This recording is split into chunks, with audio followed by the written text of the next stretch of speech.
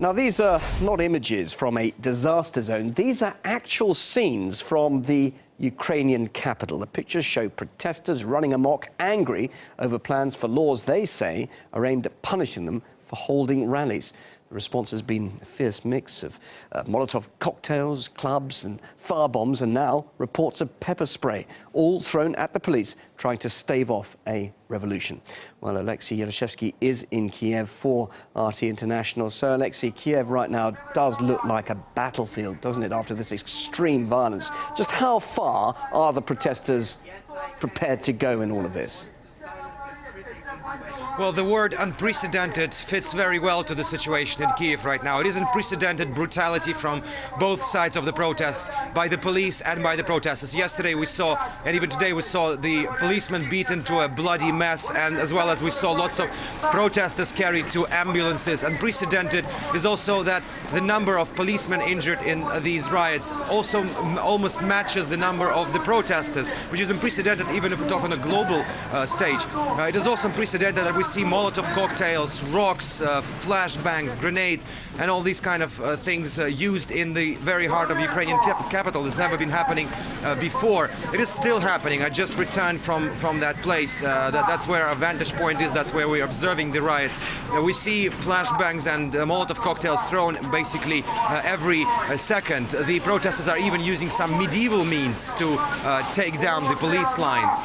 The Interior Ministry at the same time is claiming that someone is arming the protesters with clubs and with knives and different sorts of weapons. So far there's been no reports of firearms among the opposition crowd, but we wouldn't rule that out as well. At the same time, we know that President Yanukovych is now meeting several people from the opposition who were selected to meet the president, but this is a behind closed doors meeting, and is really hard to understand what will come out of it, whether there will be any political solution, whether will be able to temper the moods in the streets of Kiev. Now, to give you a proper idea of what is happening, around 300 meters from where I'm standing right now, I did this report from this scene of the riot. It's morning now in Kiev, but the tension at the riot place where the events unraveled in a very violent manner yesterday are not dying down. You can see what remains of the police cars and police buses which were burnt yesterday. A pretty depicting picture of what happened here yesterday. Over there, just literally 50 meters away from here, are the police lines. The riot police, the special regiment called the Berkut, there trying to secure the governmental quarter. Yesterday on Sunday, the protesters gathered for a typical rally. After that, they decided to storm the governmental quarter, and the clashes with the police erupted. We have information that more than 70 police officers have been delivered to hospitals with different injuries. They still remain pretty much over there. We saw some very brutal scenes of the police officers being beaten up. Also, there was some violence from the police. Reportedly, they used rubber bullets against the crowds. We can see from time to time Molotov cocktails, rocks and flashbangs are being thrown from both sides towards each other. Over the night, the protesters have managed to dismantle some of the pavement here, and they're using these rocks to throw them at the police. They're also using Molotov cocktails and different flashbangs, so it's pretty loud here. This is the live barricade with the protesters against the police. They're still here. We can see like literally several thousand people. The numbers are expanding as the day progresses. Really unclear where this is all going to go, but so far it's been very, very tense. The word on the ground is that the police may actually try to assault the barricade on the Independence Square, which has been there for almost 2 months now, and this may end in very violent scenario. Just to give you the idea of how serious this whole thing is here, the protesters are installing a catapult, a ballista, a medieval weapon to make sure their projectiles, Molotov cocktails, rocks are actually be able to reach the police lines, which are literally 70, 80 meters away from here. We also do know that President Yanukovych has met with some opposition leaders and he's ready to hold negotiations with the opposition, but this is not the talk of the town right here. The people are still very much determined for the government to resign, for the president to step down. This is their goal. This is no longer a pro-EU protest, which it was at the beginning of this whole protest story in Kiev. This is a purely anti-governmental movement. We are certainly following all the developments of what's happening in the Ukrainian capital, Kiev. Well, dozens of policemen remain hospitalised in Kiev with head injuries, fractures and poisoning by unknown substances. But despite this, the EU is sticking to its position of blaming the local authorities. And as Elena Golushko reports, it appears the scene is being set for the final act. As rocks went flying and police buses went up in flames, the opposition leaders very quickly found the men responsible for the mayhem. Ukraine's president, Viktor Yanukovych. We demand that you stop the escalation of the situation, get the police off the streets, dissolve the parliament and call for early parliamentary and presidential elections. Do not repeat the fate of Ceausescu and Gaddafi.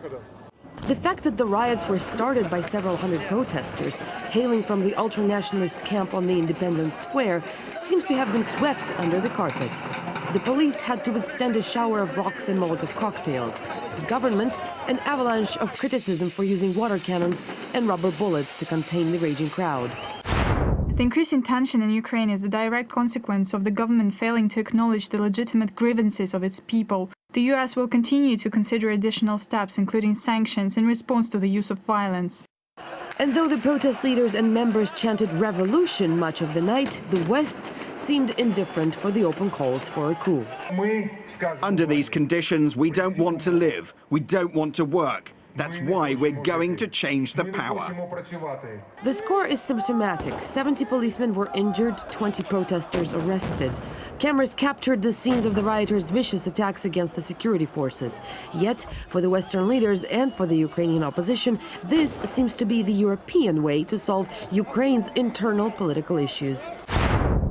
We have European values, we have European principles, we have European rights that we must uphold in each and every European country. This type of pressure seems to be effective. Not even 24 hours after the riots started, President Yanukovych has already made concessions to the opposition, going as far as meeting with Klitschko. And backed by the rampaging mob in Independence Square, the Ukrainian opposition seems to be in a win-win situation, either by getting a change of leadership by force or simply forcing early elections. But with radical spirits now well and truly spilt in Kiev, the question is, would the opposition be capable of getting it back in the bottle? Irina Galushko, RT. Well, earlier I discussed developments in Ukraine with European Parliament member Libor Rouček and Sergej Trifkovic. He's a writer on international affairs. They have polar opinions on what's behind this turmoil. Now we are dealing with a significant group of highly committed people who are hell-bent on regime change through street thuggery. And by the way, the Ukrainian legislation on limiting so-called freedom of assembly is no worse than the recent Spanish law, about which your own station reported 6 weeks ago. In fact, what we are dealing with is a clear attempt to undermine the constitutional order of a major European state, and it is truly shocking for European parliamentarians to say that they're still supportive of a process that obviously wants to use street thuggery and mob rule as a means of regime change. Regime change, a change of government. That's exactly what the EU wants. It wants influence over Ukraine in the long term. It's not the economic aspirations of the government. It's actually expansion towards the east, and it wants control. It's not the case. Carry on.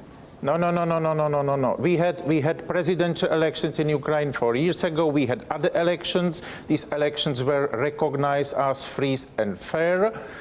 If there has to be a change of government, it has to be done through the elections. Why aren't the protesters waiting for that democratic process? There's an election due, spring 2015. Well, exactly. They were encouraged by the presence of the former German Foreign Minister Westerwelle at the barricades and Victoria Nuland from the State Department passing cookies around. Now, can you imagine Russian Foreign Minister Lavrov going to Barcelona to support Catalan separatists? And when it comes to Ukraine, what we have witnessed is excessive patience by the government at street thuggery and the rule of mob. This would not have been allowed in Washington, D.C., it would not have been allowed in London, and certainly not in Brussels.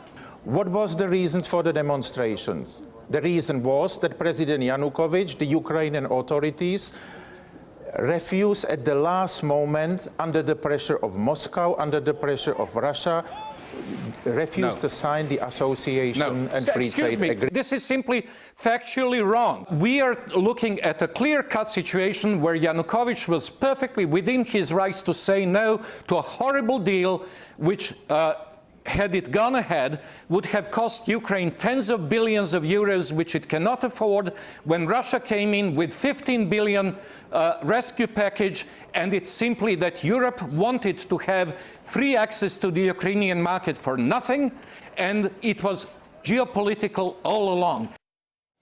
As the political crisis in Ukraine escalates, we keep you up to date with what's happening in Kiev 24/7.